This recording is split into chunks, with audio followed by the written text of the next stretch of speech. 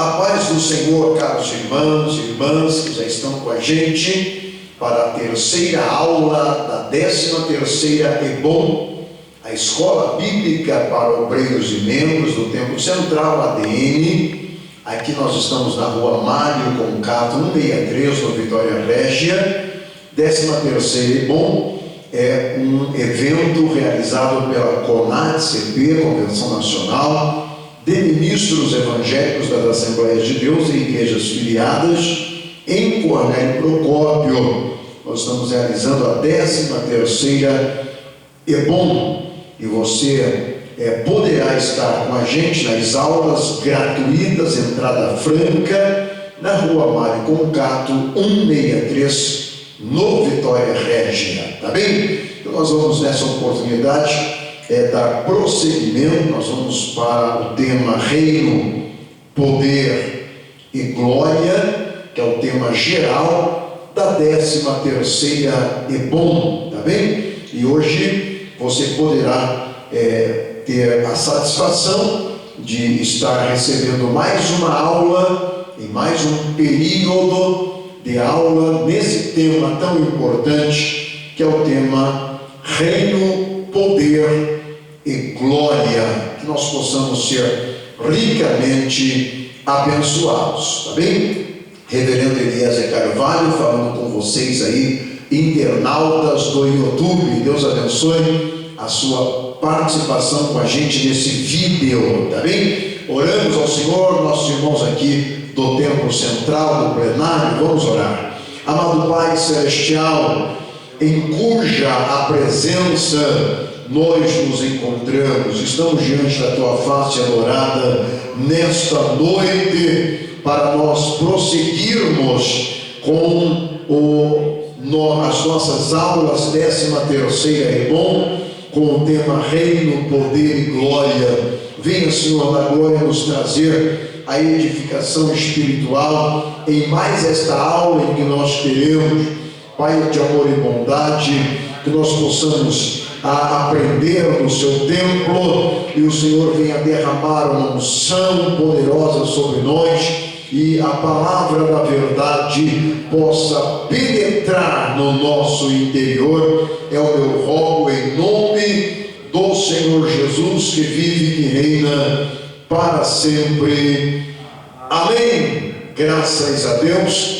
Daqui a pouquinho nós vamos estar com o telão aí na retaguarda, mas por enquanto nós já vamos sem delongas para a nossa aula. Hoje a aula será lecionada com a instrumentalidade do pastor Levil de Camargo, ele que é pastor presidente regional da Assembleia de Deus, que está no Jardim Figueira, em Cornélio Procópio, que eu já o convido para, sem delongas, nós estarmos aqui, e ele já vai estar com toda a liberdade para lecionar esta aula até às 21 horas, até às 9 horas da noite, tá bem? Deus abençoe, seja bem-vindo.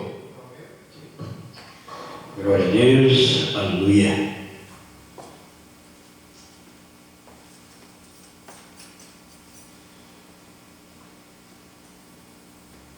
Para mim é um prazer eu estar aqui, e essa oportunidade que foi me concedida, estar à frente, aqui representando estas aulas, para que eu possa falar ao povo e também a mim, através do Espírito Santo de Deus, que o Espírito Santo de Deus possa agir em nossas vidas, para que nós possamos estar aptos a falar da palavra dele, para todos aqueles que ouvir neste momento e aqueles que hão de estar ouvindo ainda, que possa ser abençoado através do nosso Senhor e Salvador Jesus Cristo.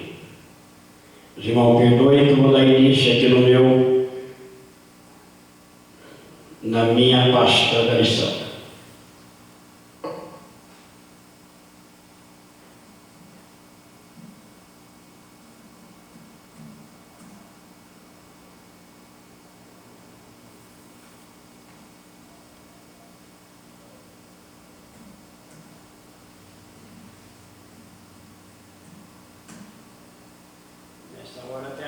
realmente era, tá? Mas já que eu chego lá, tá? Capítulo.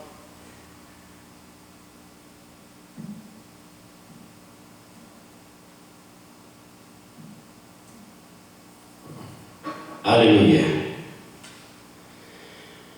Vamos para essa lição no dia de hoje, que está na página, acredito eu que seja na 26, que fala sobre a igreja, seu crescimento e desenvolvimento.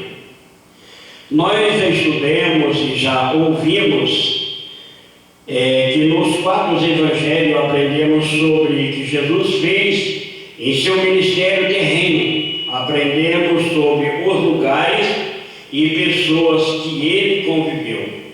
Agora nós partiremos para o aprendizado da reunião dos discípulos em Jerusalém e o início da igreja mista. E o que é mista? É uma mistura entre judeus e gentios. Para tanto, daremos ênfase ao livro de Atos dos Apóstolos. Mas antes de eu entrar no livro de Atos dos Apóstolos e todas essas lições que desde a terça-feira nós estamos ouvindo, eu gostaria também de comentar um pouco mais sobre o livro de Lucas, no capítulo 1, versículo 1 e 13, onde descreve o propósito do Evangelho de Lucas e o anúncio do nascimento de João Batista. Lucas 1, 4. Ele apresenta a intenção de Lucas é escrever um relato ordenado dos eventos da vida de Jesus, baseado nos testemunhos oculares para que Teófilo possa ter certeza da verdade do que lhe fora ensinado. Lucas 1,13 fala sobre o anjo Gabriel anunciando a Zacarias que sua esposa Isabel daria à luz a João Batista, um homem que vai preparar o caminho ao Salvador. Consideramos que muitos já se dedicaram à elaboração de uma narrativa nos fatos que se cumpriram entre nós. Lucas reconhece que os outros já escreveram sobre a vida de Jesus, mas ele também quer apresentar o seu próprio relato, conforme nos transmitiu aquele que desde o princípio foram testemunhas oculares e ministros da palavra. Lucas se baseia em relato de testemunhas oculares e as pessoas que serviram a palavra de Jesus. O livro de Atos dos Apóstolos nos diz como o Evangelho triunfou e propagou a partir de Jerusalém, a capital religiosa dos judeus. A igreja iniciou seu trabalho em Jerusalém e foi até Roma. O livro de Atos é uma sequência do livro de Lucas. Trata-se da segunda porção da história escrita por Lucas, o amigo chegado de Paulo. Lucas concluiu o seu evangelho com a ordem para os discípulos ficarem em Jerusalém até serem cheios do Espírito Santo. O livro de Atos inicia com a continuidade desses eventos e passa a dar continuidade dos acontecimentos na vida dos discípulos de Jesus. Vale lembrar que a narrativa em primeira mão foi escrita para Teófilo, um alto escalão de Roma. Lucas 1,4, Atos 1,1. O livro de Atos é importante porque nos prevê o registro autorizado da formação de uma igreja e as suas atividades inicial com seus líderes forma um elo entre os evangelhos e os apóstolos, enquanto os evangelhos são pronúncio da existência da igreja. Atos é a história da existência da igreja.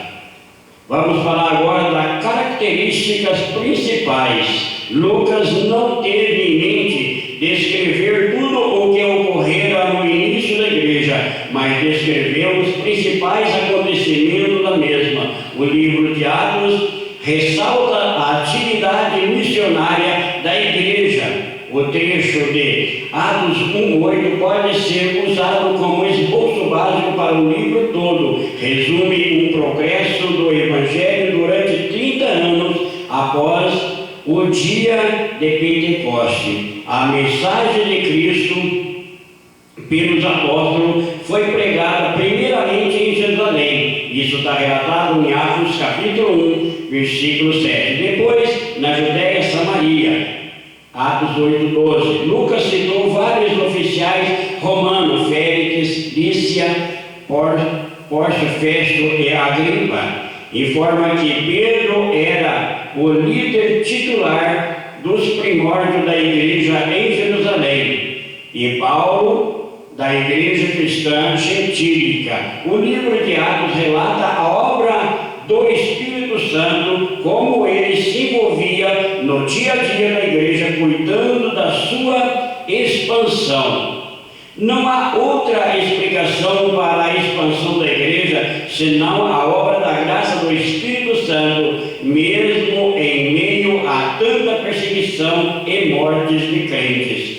A igreja local crescia em grande fervor. O livro de Atos demonstra os verdadeiros caráter do cristianismo e ação quando a igreja foi estabelecida. Era conhecido como uma seita. Então, a igreja naquela época, aqueles religiosos da época tinham como uma nova religião, uma seita para eles, que combateria o judaísmo. Jesus é o Messias aguardado pelos judeus, entretanto, aceitos pelos cristãos. Os judeus continuam aguardando seu Messias. Por essa razão, os dois grupos viviam em choque, pois os cristãos convivem com o Messias ressuscitado sendo Messias para o mundo inteiro. Lucas disse que o Evangelho alcançou aquele que não pertencia à comunidade judaica. Pedro testificou da ressurreição de Jesus e a comunidade judaica, mas levou também a informação aos gentios. Pedro pregou aos judeus e também aos gentios, chegando até a Espanha. Os apóstolos provaram que o cristianismo não era uma seita judaica, mas um modo novo de viver na terra em adoração a Deus. O livro de Atos também serve para mostrar os apóstolos sendo defensores da fé cristã contra os inimigos do Evangelho. E o livro de Atos provou que o cristianismo não era um partido político para fazer oposição a Roma. O livro de Atos mostra os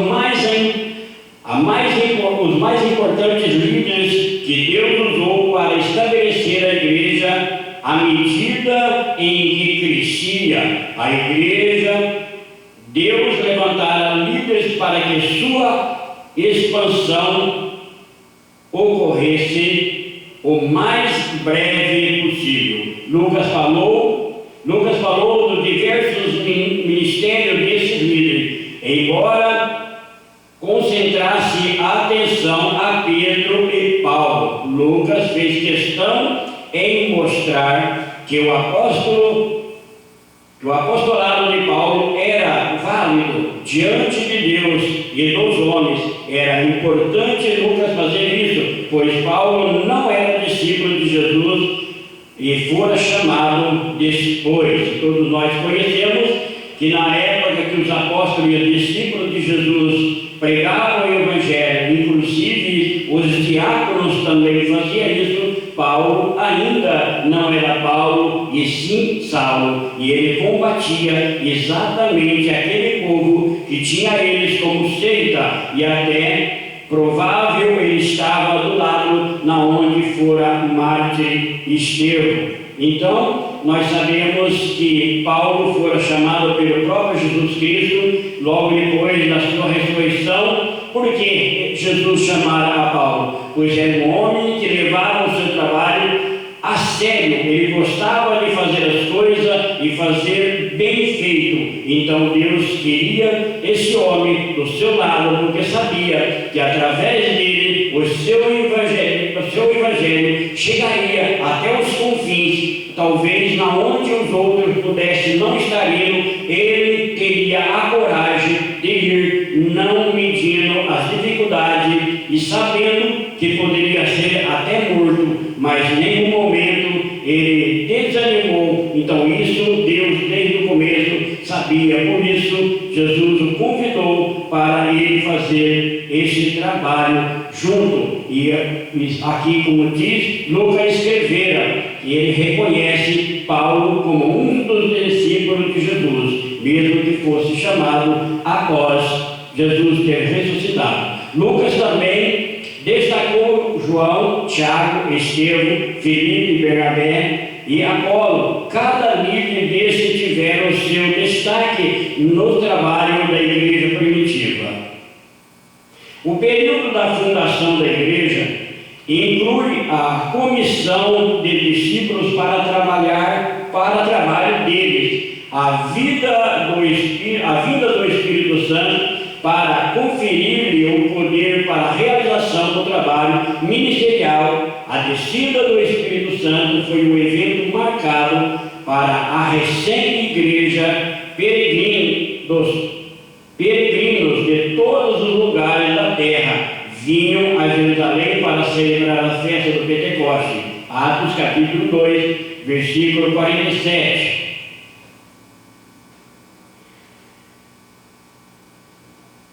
O mártir, como eu disse aqui, o Estevão, e a perseguição dos crentes em Jerusalém. A igreja passa por mudanças.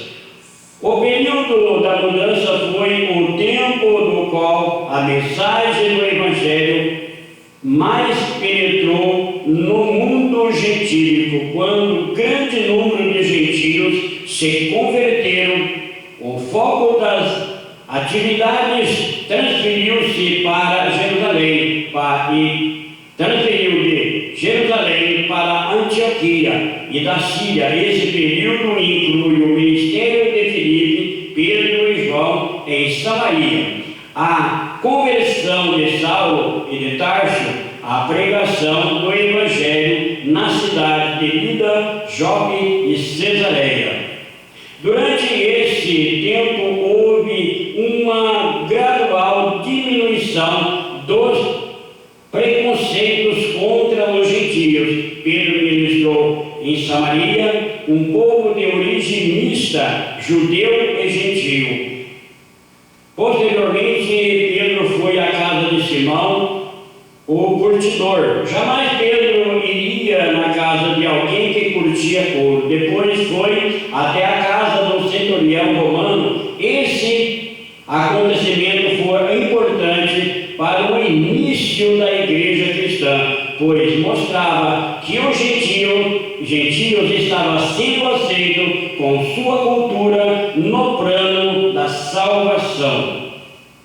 Os acontecimentos que ocorreram quando a igreja estava sendo implantada, a igreja gentílica incluíram o ministério do ensino de Bernabé e Paulo na Antioquia e da Síria. A figura de Pedro na prisão em Jerusalém, a primeira viagem missionária de Paulo e o concílio de Jerusalém.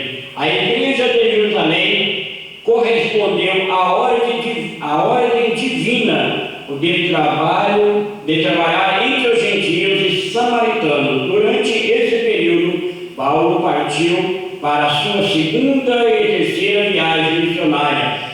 Paulo deu início à sua viagem missionária, visitando a igreja implantada na primeira viagem de Paulo. Queria prosseguir evangelizando a Ásia Menor, mas o o Espírito Santo levou para a Europa e chegou até a Espanha.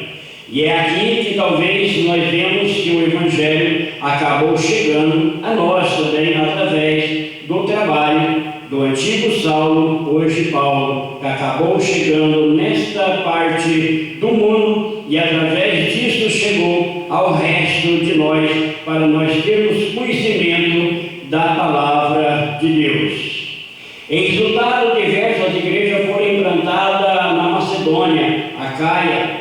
Finalmente Paulo chegou a Éfeso e de lá enviava carta para todas as igrejas implantadas. Paulo ficou em Éfeso 3 anos. Os eventos que levaram o aprisionamento de Paulo em Roma incluíram sua detenção e julgamento em Jerusalém. Passou por Cesareia, finalmente foi aprisionado em Roma. Paulo testificou de Jesus entre os soldados de Roma e a casa de César. O livro de Atos fornece-nos um modelo para o trabalho missionário cristão. Há elementos que são claramente mencionados: o poder do Espírito Santo, os obreiros em geral, os lugares local, nacional e até mesmo mundial. O livro de Atos mostra-nos a importância da oração e o cumprimento do ministério. A igreja reúne-se e a orar em obediência à ordem de Jesus, a fim de receber o poder por exercerem o ministério e enfrentarem a perseguição. A oração ocorria em grupos ou mesmo individual. Com isso, pregava com destemor de morrer. Os samaritanos receberam o batismo do Espírito Santo por meio do ministério de Pedro. A maioria dos eruditos afirma que o autor não é o discípulo de Jesus, e sim seu irmão carnal.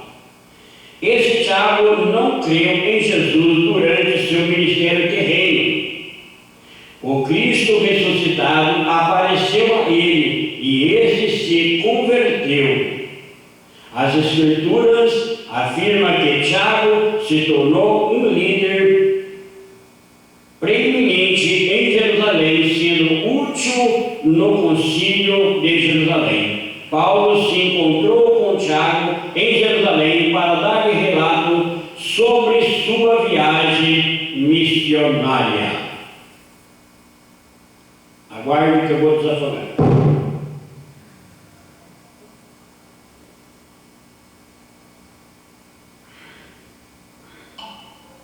Deus te abençoe por aguardar, e perdão, mas eu necessito para continuar meditando e lendo essas passagens tão importantes da palavra de Deus. A igreja primitiva era fortemente judaica em seu caráter. A epístola de Tiago foi escrita nesse contexto histórico, foi endereçado a 12 tribos de Israel, uma típica expressão judaica. Ele emprega a palavra na sinagoga para expressar o lugar onde as pessoas se reúnem para adorar a Deus. Nessa epístola, dirigida aos seus compatriotas judeus que via Jesus como seu Messias, Tiago exprimiu o seu interesse por eles. Ele queria que eles tivessem a atividade correta diante das provações e tentações, a fim de porem em prática as crenças que professavam. Ele advertiu sobre os perigos da cobiça e de viver egocêntrico, encorajado a exercer a fé em Deus. Paulo visitou a região da Galileia e a sua primeira viagem missionária. Essa região inclui a cidade de Antioquia, da Psídia, Icônia e Listra e Derbe.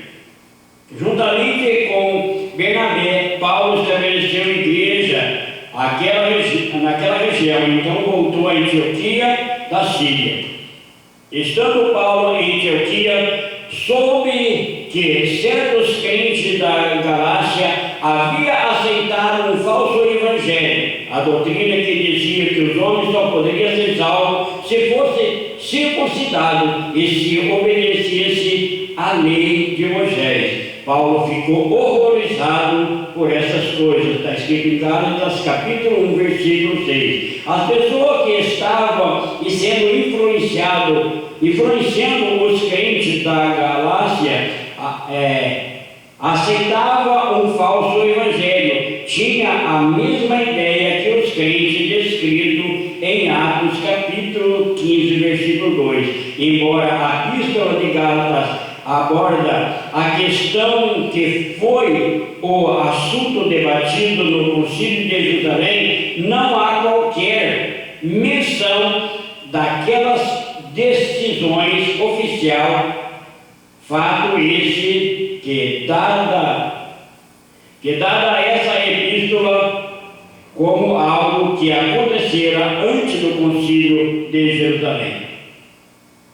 Usando a linguagem mais rigorosa possível, Paulo combateu o erro do legalismo, denunciou os seus defensores e defendeu o verdadeiro evangelho da salvação mediante, inclusivamente, a fé em Cristo. Paulo exortou os crentes de Gálatas a rejeitarem o falso ensino. Algum tempo depois do Concílio de Jerusalém, Paulo deu início à sua segunda viagem missionária, levando Silas em sua companhia. Timóteo juntou-se a eles em Listra. Lucas viajou em companhia até Troade e Filipos, onde aparentemente permaneceu. Após ter ministrado por algum tempo em Filipos, Paulo partiu para Tessalônica, onde ganhou muitos convertidos. Entre esses havia judeus, diversas mulheres, preeminente em elevado número de gentios. Paulo teve que deixar a cidade de Tessalônica e se abrigou na Bereia e finalmente chegou a Atenas. De Atenas, Paulo partiu a Corinto, onde ficou mais um ano.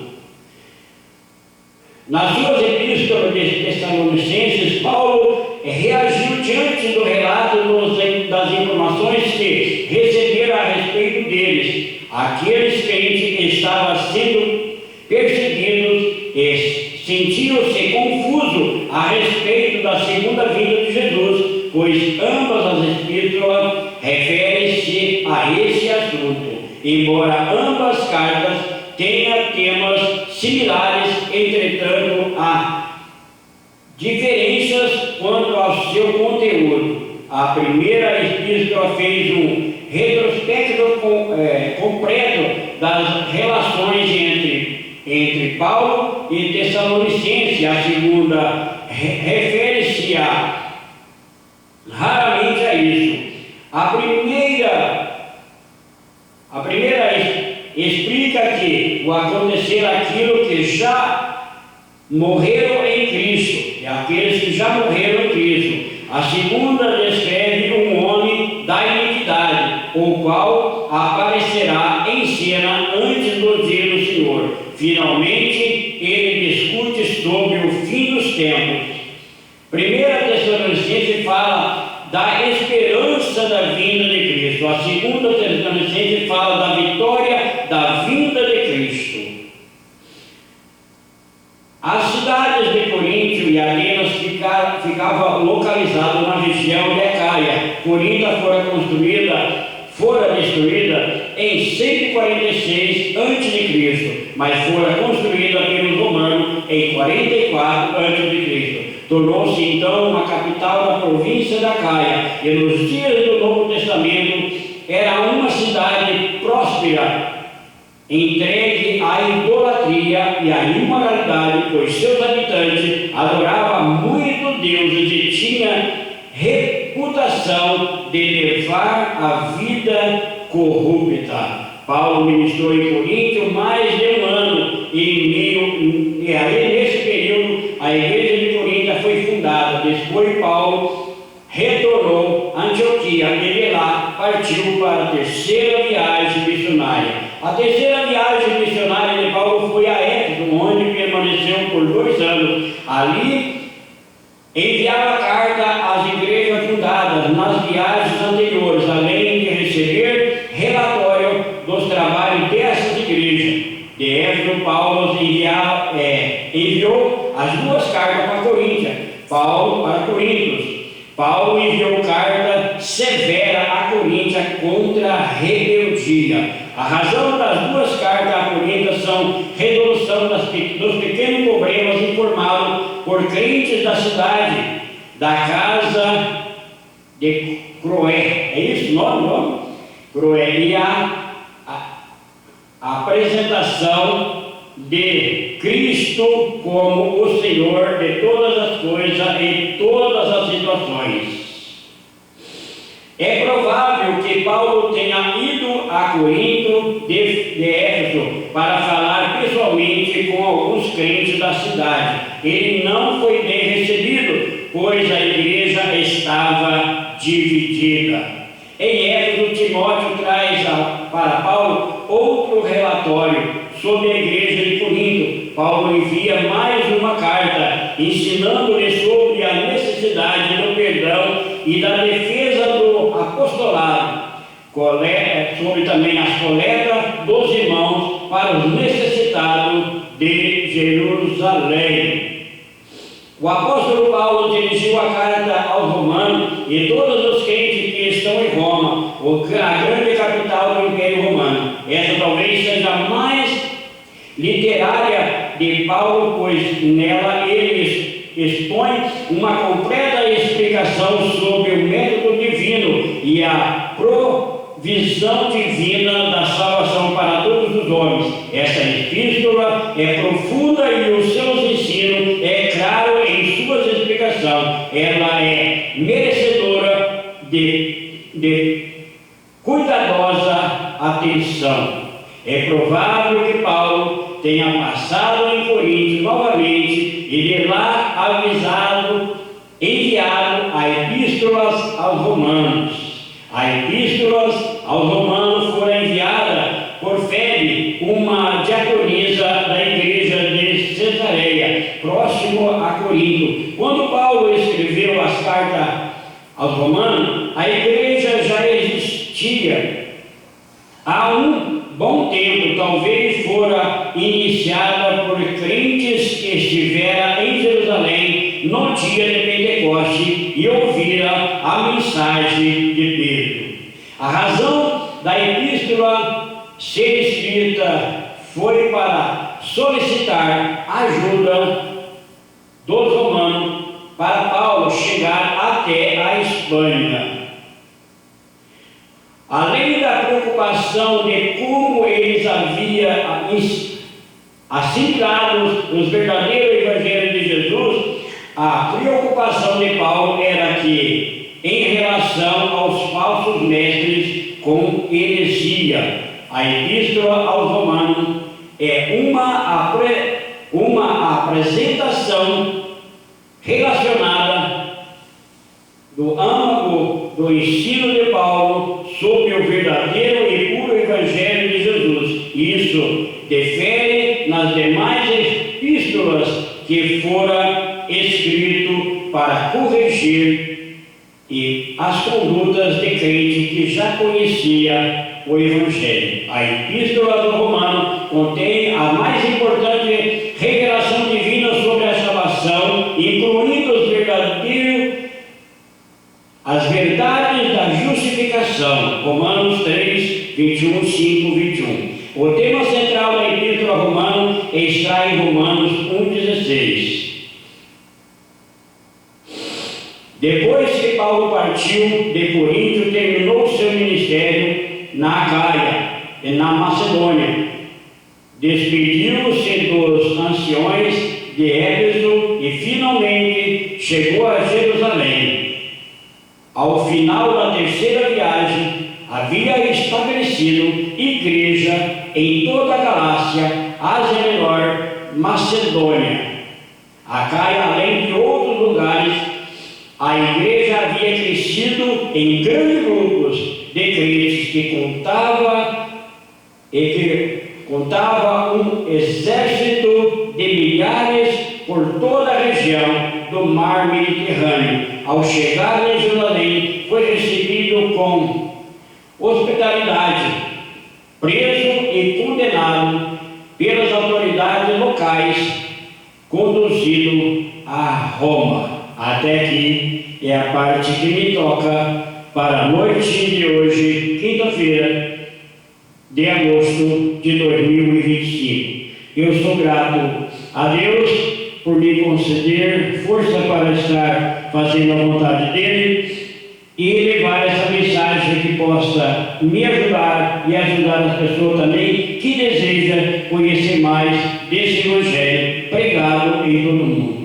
Eu agradeço por tudo isso e passo ao reverendo pastor Eliezer do Carmo Carvalho para dar os porém finais nesta lição. Deus te abençoe cada um, em nome de Jesus.